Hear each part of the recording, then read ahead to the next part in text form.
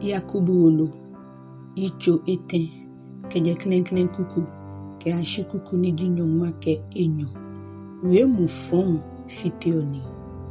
Chonloi akafa yenyete, nyɛmimɛi, eja ke nyɛliake, obana kojomo ni mniwa, feme krokome ano. Eja ke ofe waton babao, ke di mokoton ye wiemɔ Nilee, lele, wemonihi ke ulashi jile, ni yehiwale. Ake ke awu bomochomu le fe manufle. Shikeji woke opongoi amanyuflei wu amedan. Ni amebu wotuele, woke pala amebomochomu le fe. Na, lejinhu, che amedra hu, ni koyo ni na wakpala ame. Shikudo bibio kukeke ake kudo ame, ke ya hefehe ni kudo chelesu. Na kaino lile hu yeno bibio ni, shishiulɔi uji. Na, la bibio hu, nyɛkako boson ni eshan. Ni lile hu, lani, waye nile atele, lile eji ni sha ni ajemu. Ni ebuli ogbomochomu le fe, ni ma fomo nchakpa le nala. Ni ambunsami aje ina ilalekejo. Eja ke koloi, ke lofujin, ke nini wamo, ke nini yon shomnile ahenofe henole, bomonyo jo amehi, nye jo amehi. Shinilele bomoko nyehi ajo, no fon ni eflegeje, ni yobon ke ebo, ni gbiomoni, nono wake jio nuncho, ke cheleyi, ni nonuhu wake lomo gbemehi, ni abo yenyumo subanole. Da komele no mnijomo ke lomo jo. Nyɛmimɛi, enmity, isa ke bale na kai. Aso nubuyo ne, eba numa ke nunijo ke johinme komele no mni. Nyɛmimɛi, aso agbamicho anya mucho yibi awu. Alo wancho awu agbami. Na kai no ke ngobu, nye numa aba. Ke je kuku ni di Nyɔŋmɔ ke eten ke ashi anaagbee. Nilee ni je ŋwɛi. Na moji Nilee lo ke sani se kolo yenyete. Ikeje mba papa chon le dienche enuchu moile ye Nilee kpo fe momni. Shika wunga yeli fun ke be yenye Tsuishiŋmɛɛ. Nyɛkashwãa ni nyemale onishia anokwalele. Neke Nilee ne je ŋwɛi eje. Shimon shipon nononi. Hello na anoni. Mumo ifonji anoni. Eja ke heni awunga yeli ke be yole. Je saka femu ke nisha ni feyo. Shinile ni je ŋwɛi le klen le eheche. Usele ehejo. Ehi kashi. Ebuotoi. Eyobon ke mobonale ke yibi papai. Ejie ni an. Efe usato. Shijale yibile. Hejole mli adunye. Aha me ni fio. Hejole nile. Hallelujah. Yakobo Wolo, icho edwe. Keje klen kuku, ke ashi kuku niji Nyɔŋmɔ. Jele ke naanyobɔɔ le Nyɔŋmɔ nyeni. Negbeta hui ke nomoi ni yo nyete neje. Je nye konoi ni huota ye nyehi nile amnile mni ejelu. Nye shionoko ni nyena. Nye gbiomei ni nye yo awunga. Ni nye no ashe. Nye no ni nye huota. Nyena no ko eja ke nye kpa hifai.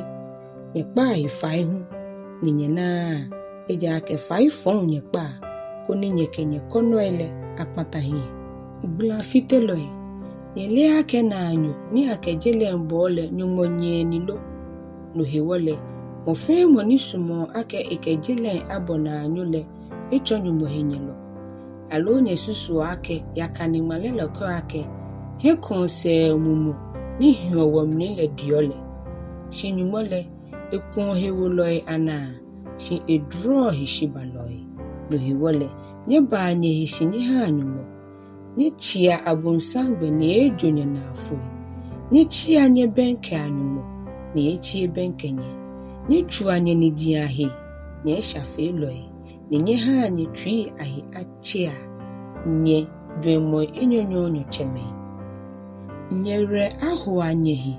nyɛ yɛ nkɔmɔ nyɛ fɔ nyɛŋmɔ no le atwɔ nkɔmɔ yɛli nyɛ mi hyɛ ho atwɔ gbinini fie mu nyɛ baa nyɛ heshi yɛ no chɔle hi ni ewo nyɛ kuku ji ni di nyɔŋmɔ ke komi ke nyɔŋmɔ ke enyo Nyɛkakojoa nyɛnanemɛi Nyɛkashwãa nyɛhe anyɛmimɛi moni yuo enyɛmihe alo ekojoa enyɛmile mlale eyuo eshio ni mlale ekojole chike okojo mlale je mlale no yelojibu shi mlale kojolo munjibu mokome eji mlawulo ke kojolo moni yo hiwale ni ke herio mo yiwala ni ke kwata mo hihule shibole na mojibu ni okojo onanyo keje kuku ni ji nyɔŋmɔ ke ete ke ashina agbe Nyɛkashwãa nyɛfɔ wono agbene nyehu eme ni nyɛkɔ ake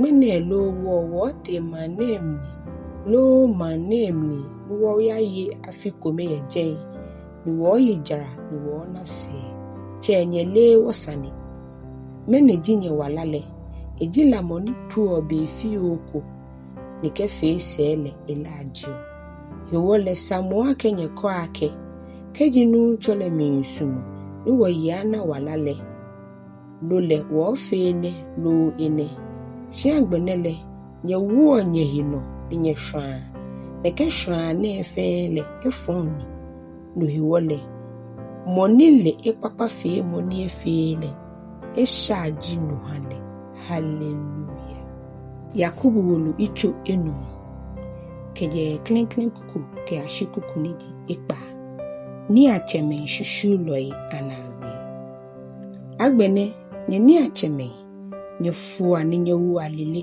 yare ho ani ni baba nye no le ayo nye ni nyɛnale eshira nye taade le ho omlegei eye nye shika ke nye juetele edo nkanale ni amehe nkanale le ayi odasi ashinye ni eye nye hewojian tamola nye bodwetri anaagbee le amne na nuchuloi nikpa nyɛŋmɔjiani le anyɔmɔwo ni nyɛke ha amele mbolo ni nikpa loi le abulo mo le eba boteta ya nu chole toya nye ye nyɛnani yeshikpon le no ni nyɛbɔ ahohwi nye le nyɛtwi ni ewo fo ke ha gbegbi le nyɛbu jalo le fo ni nyɛgbele echi nyɛgbe keje kuku ni di pao ke ashi na agbe Tsuishiŋmɛɛ ke Sɔlemɔ lo hiwola nyɛmime nyɛŋmɛ anye Tsuishi ke ashi anu chole baabile